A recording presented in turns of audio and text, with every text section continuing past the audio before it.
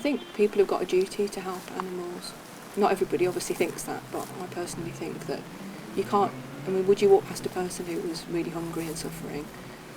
You know, yeah, people might do that. I don't think you should do that. You've got a duty to help whoever you can.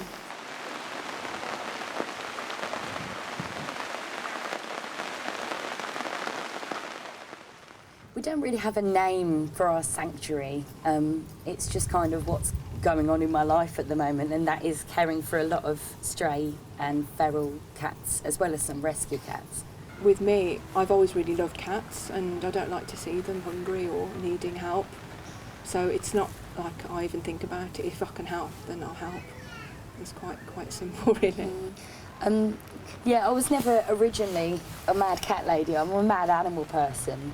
I guess it's just as simple as I saw something suffering and there was something I could do, so I did. There's so much animal suffering in this world. If I can not be a part of that or alleviate that in any small way, then I think it's worthwhile doing. Mama and Bovril were how we started the sanctuary. So they were two very scrawny, kind of sickly looking kittens, and their mum, who just had this giant baggy belly and looked very tired. And Amy started feeding them, and because I think with cats they know when they're getting a regular food source, so they just kept coming back then. And as they came, their mum came more often, and then there were other related cats that came. I think there's a bit of a belief, a widespread myth, that cats can fend for themselves, and although they do survive as ferals, they don't thrive as ferals, you know. And most of the things they eat are things from the takeaways, which are a few streets down. A bit of rotten meat on a bone isn't really enough for an animal to live on. I think the average age apparently of a feral cat is 5, whereas the average or life expectancy is 5, whereas for a domestic cat it's something like 12 to 16 years. So you know they've got a third of the life expectancy.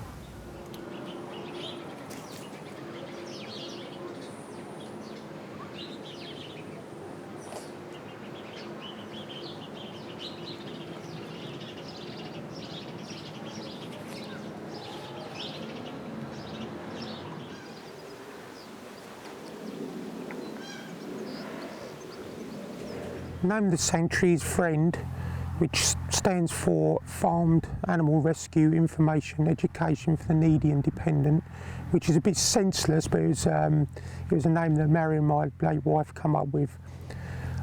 We rescue predominantly farmed animals. We do a few domestics. We have done in the past. We've got lots of cats, and we do a little bit of wildlife, but very, the essence of FRIEND is farmed animals.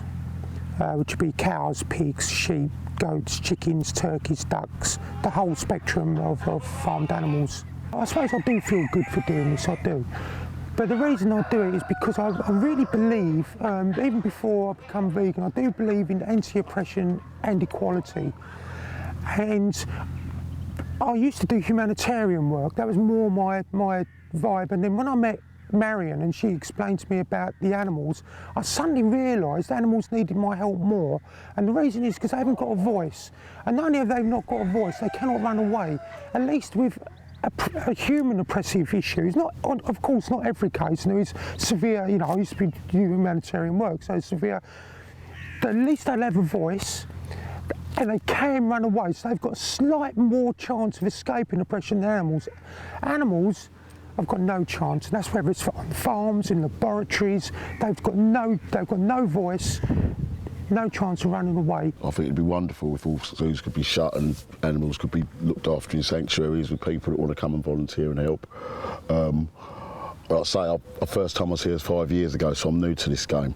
So I'm not going to be one of them people jumping on the bandwagon going, oh yeah, this and that. I'm not a 24-hour politician or activist, but I think what everyone does here is amazing. I think all the volunteers, people that have been doing this like it's a way of life. Oh! Maybe put some more down here so it's spread out a bit more.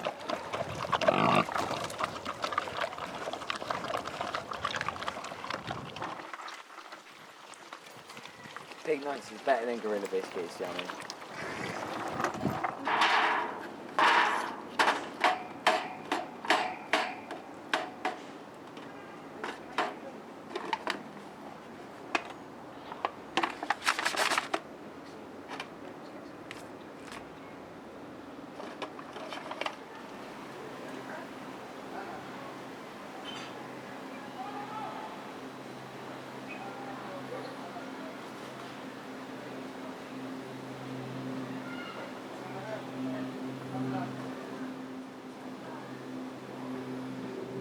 biggest thing was, of course, getting them neutered, which took quite a while to sort out.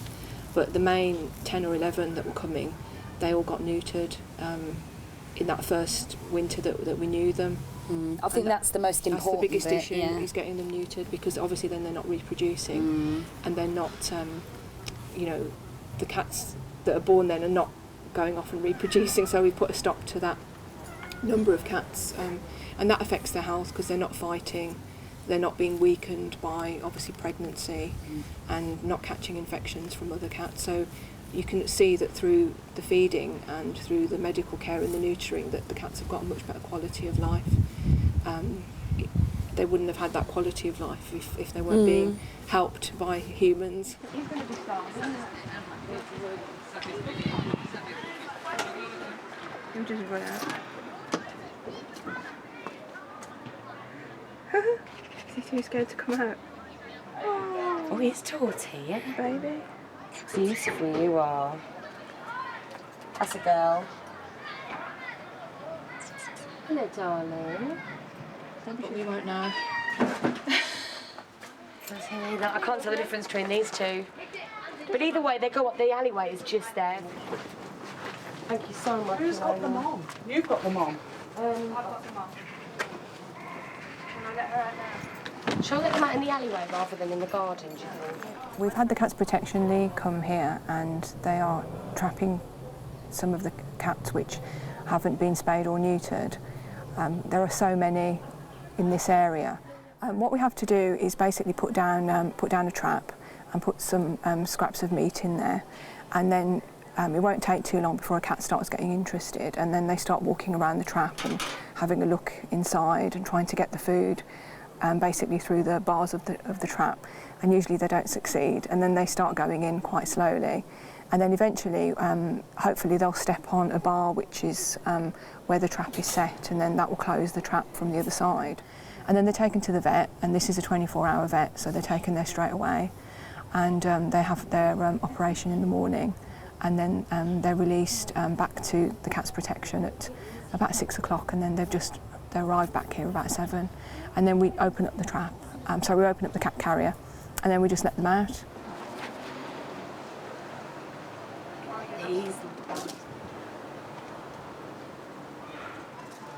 We need to trap him. We need to trap him. You can put the food in there and he'll go in there. Amy, Jimmy's here. Is he? Good lad. He'll just go in there. He'll just go in there, won't he? If you put food in there, he'll go in there. Jim! Sorry, distracting him. You're going in? He's everybody's friend. He's so gorgeous. It'd be great if he went. Because he's not having His his balls life. need to come off. His poor tail.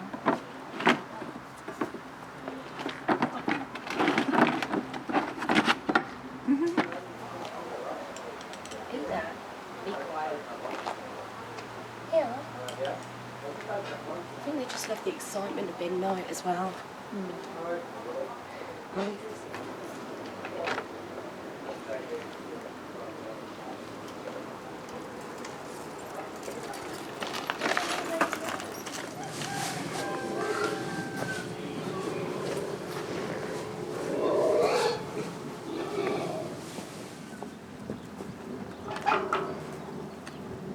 I was hooked up with a festival crew, and we needed to rent a field for the weekend for like a meeting. And when I arrived, I met this woman, and she was at the front feeding a large number of assorted animals. And I got talking to Marion, who explained what she was doing here, and I wasn't a vegan, I was a meat eater. She was a vegan, and she was rescuing farmed animals. And I just fell in love with the place, and I was supposed to stay here for 2 days the weekend, and I ended up staying for 13 years and marrying her. So that's how I got involved with the rescue.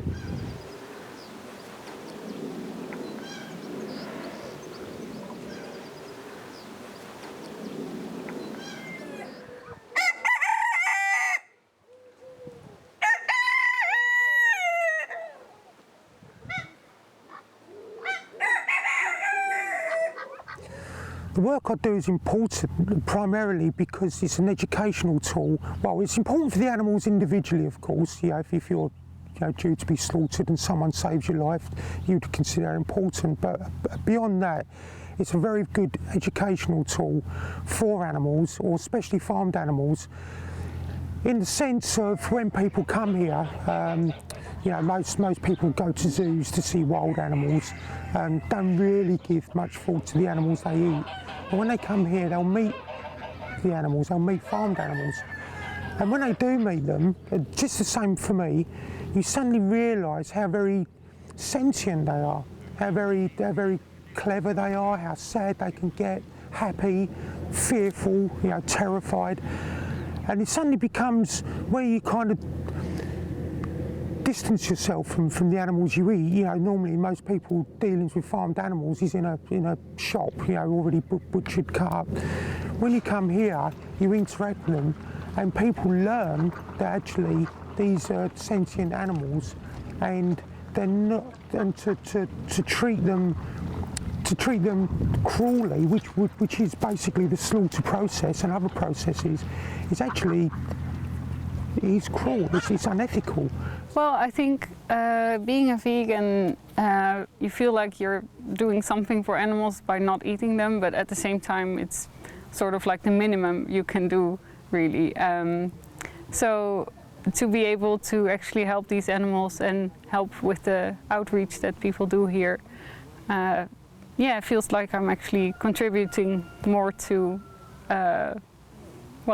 saving animals and avoiding some suffering. I feel like animals are just their own individuals and should be treated as such and respected as being individuals.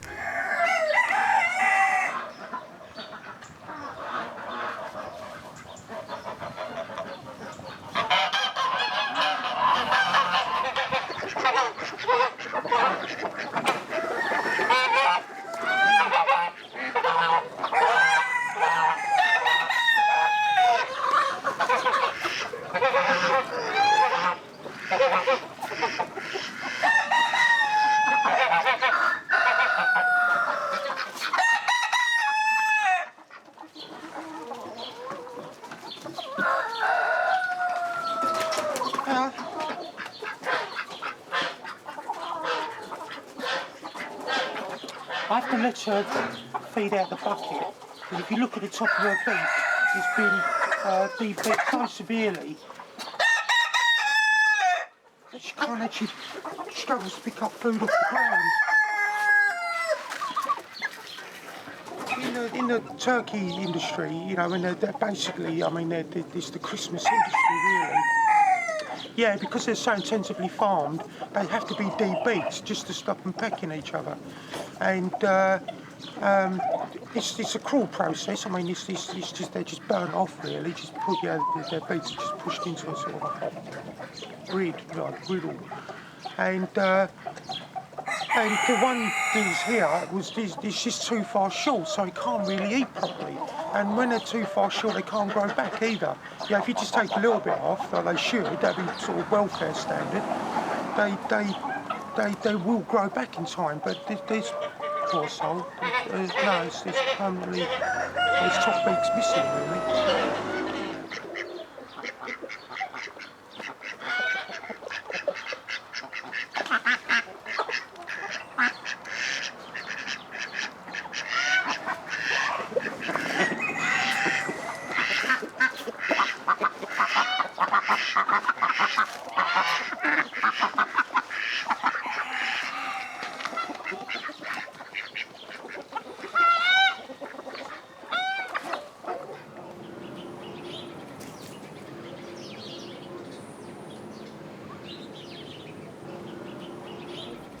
Most of them have become quite tame, I think, now.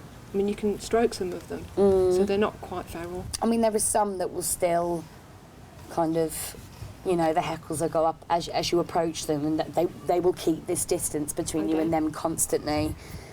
Here's one now. Odette is here. She doesn't like coming by humans. However, she kind of likes to hover just in the near distance. She kind of trusts us in a way, but would never let us touch her. But yeah, as Nat said, like some of them like being stroked, and they even let you sort of pick them up occasionally. They don't like that. Boo-Boo's down there in the Yeah, Boo-Boo in the cupboard. in a little. Comes into the house and she looks around the kitchen. She likes to look in the cupboards, yeah. So Yeah, she likes to look, and in the bath as well.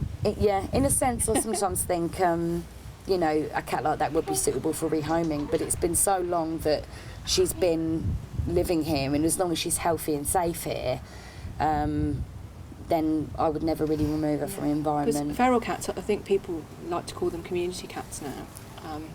They live in a completely different way from domesticated cats. They live in a group, so they have a different way of thinking and a different way of kind of working with each other, and they don't want to. They might want to come in the house for 5 minutes. I mean, some cats do, but generally speaking, they want to live outdoors, and they need to be supported in the way that they want to live, which is to live outdoors. So you can't just take a feral cat and make it into a pet, because it's not known anything different.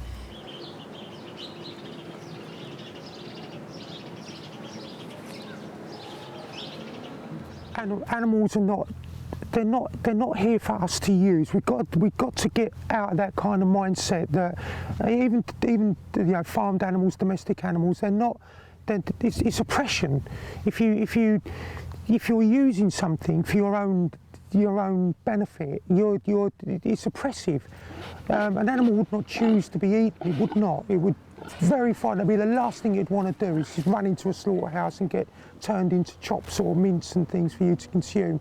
And we've got to, for the planet, for the good of the planet really, we've got to become more aware of the ecosystem and become one with it, become equal with it, rather than some kind of false analogy of we're top of some kind of the food chain, because in reality, most people that give you, yeah, we need to eat meat, they couldn't hunt a lettuce sandwich. The only thing they do at the top of the food chain is go into Tesco's and wheel out their shopping trolley to their car.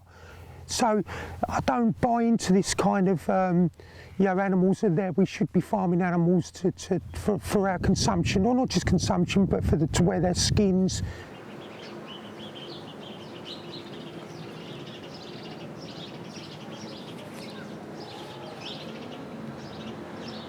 I think it's a very basic issue about, you know, the right to life and the right to exist.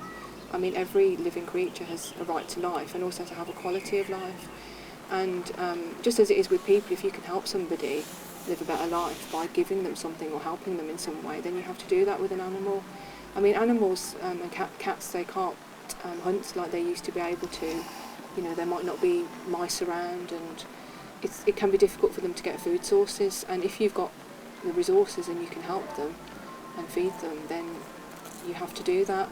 I think the culling issue is really controversial. It's not something, fortunately, that's come up in Britain, but I know it's come up in Australia and countries where they've got huge feral populations in agricultural areas, and there's ways of dealing with the problem, which is to have a proper neutering campaign. Even though there are lots of schemes in place, it should be, I think, a national programme of free neutering. I mean, one thing that stops people taking the cats to be neutered is the cost of it, and also just public education.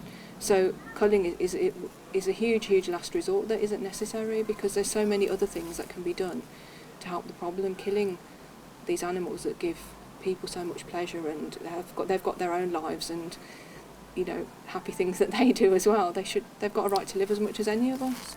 I guess the thing is, for me, the only reason that these cats are here is because of us, you know, because of humans. Humans get pets, and humans, I guess, let them out unneutered or let them have kittens. The only reason that the feral cats are there is because they are the descendants of house pets. So as a human, if I can do anything to, you know, make up for that, I don't know whether it's some sort of karma thing, you know, but if I can do something that, you know, means that I'm putting something positive out there rather than contributing to the problem, then I will. We've got to treat them as equals, and yeah, with farmed animals, if we stopped eating them, we wouldn't actually have them. Yeah, when you consider the amount of land that's given over to animal farming, and the amount of land that's given over to animal farming feed, that could go back to sort of woodland and forestry. Then we could go back to wild animals, and wild animals is what I'd like to see. I don't really want to see pigs, sheep, cows in sort of square, sterile fields. I think something like this should be, I think it should be government funded. If there's enough money to pay for things like this instead of wars. I've only been vegan 2 years, but I was here for a while, and I just had to get my head around the fact that I don't want to eat animals anymore. And it's only because of my lifestyle, of how I've been brought up, you're conditioned to think, oh, bacon and egg sandwich, I can't live without that. Oh, I won't get no protein. It's been, well, for me, it shook me up a bit and got me doing something and thinking about things rather than just my own little petty world. How do humans' attitudes need to change towards animals? Well, in terms of responsibility, I guess is the biggest thing. I mean, everybody loves pets. I mean, most people like having a pet, and it is an expensive business, you know, but there are ways and means of getting around it. I think that's one of the biggest problems that shelters have, because they get people returning an animal or an animal that's grown bigger. They don't want it anymore because it's not cute. So people realising that it's a lifetime commitment for the animal, which could live to be, 15 years old with a dog or a cat, or even longer than that. So the responsibility is the main thing, I think. People are taught at a very young age that animals that you eat and rear, that's what their purpose is. And then of course but human nature, especially with children, you see with children, they love animals. You know, if you give a child a rabbit, it will play with a rabbit. You won't get a knife and chop it up and eat it. It will play with it. It will play with a puppy, it will play with a kitten, it will play with a baby cow, a piglet. And then of course we're taught that there is a divide. These are, and the reason we're taught that these should be eaten, for example, is because if we don't, we will get sick and possibly die. That's what I was taught.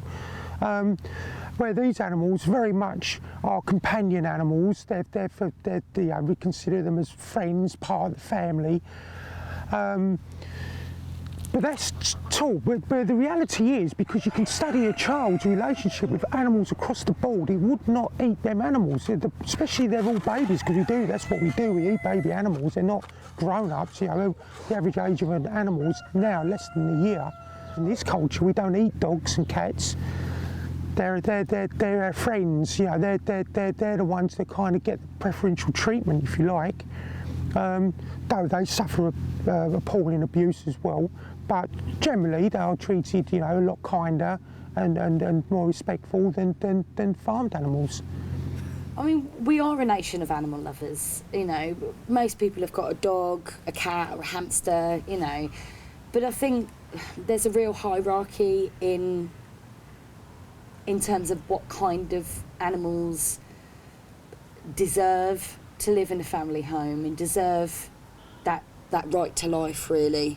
They might be other species, but they are just as us. They are animals. And we might not understand their language, we might not understand their behavior all the time, but that doesn't mean that they are not feeling and not deserving to live.